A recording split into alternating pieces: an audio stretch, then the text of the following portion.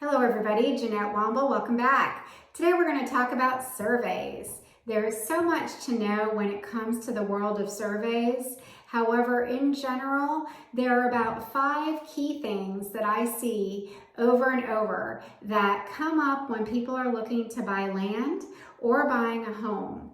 So stay tuned and I'm going to take you through my 5 tips about surveys. Please also like and subscribe to our channel. Feel free to sign up for notifications, as every week we try to provide information to you in the real estate market in general and also specific to Columbia, South Carolina.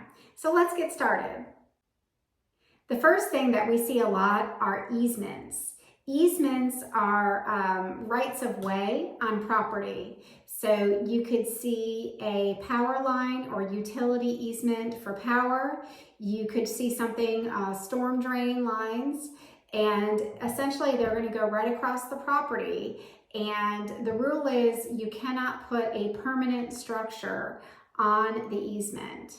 If you choose to fence in your yard and there's an easement going across your yard, keep in mind that the utility company needs to have access to their services, and so you always want to make sure that you put a gate or something so that they can come in should they ever need to service that section of the utility. The second thing that we see a lot on surveys are flood zones.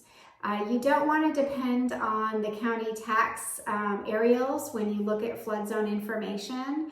FEMA flood zones could mean that if you build a structure or you buy a structure in the zone, you may be required to carry flood insurance. So there are different flood zone designations, and if you're in a designation that is a letter other than the letter X, chances are the lender is going to require you to carry flood insurance. Also, depending on the size of the property that you're buying, the flood zone could dictate where you actually put your home. The third thing that you'll want to take a look at are your setbacks. Setbacks are the amount of feet off of the back, front, and sides of the property that you are going to have to comply with when you build your structure. So we had a situation a few years ago when we built an addition on a home, and the architect did not verify the back setback line, and the addition was actually built over that setback line by 9 inches. And we had to go in front of a zoning board to see if we could get a variance for that addition to be over that setback. So it is very important that you understand what your setbacks are when you're looking at your property, whether you're making an improvement or building on it. The fourth thing are encroachments. We do see a lot of issues with encroachments, especially with people's fences. When folks build fences, they don't always have the property surveyed, and it can be quite common to see a fence that is your neighbor's on your property. In addition to that, we also can see buildings such as detached buildings or storage buildings that are encroaching on properties, and a survey will show you that. The fifth thing to check for are the wetlands or protected property.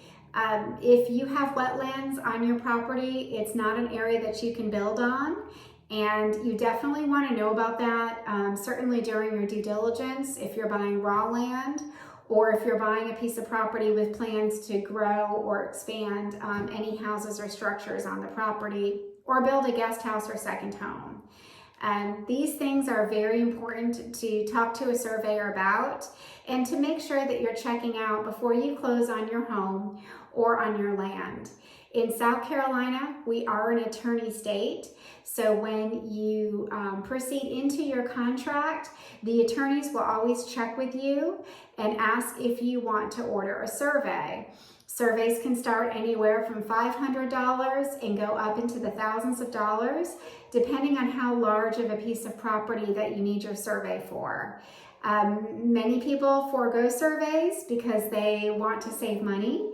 However, if you think about some of the things that can be costly down the road, it may just make sense to go ahead and order a survey. So as a recap, your 5 common things that you can see when you're doing surveys are your easements, your flood zones, your setbacks, your encroachments, and then your protected areas such as wetlands. So if you have other questions about the importance of doing a survey, things to watch out for, please feel free to reach out to me. I also can recommend some local surveyors if you're looking to move to our area. And as always, thank you so much for watching, and I hope you're having a great day.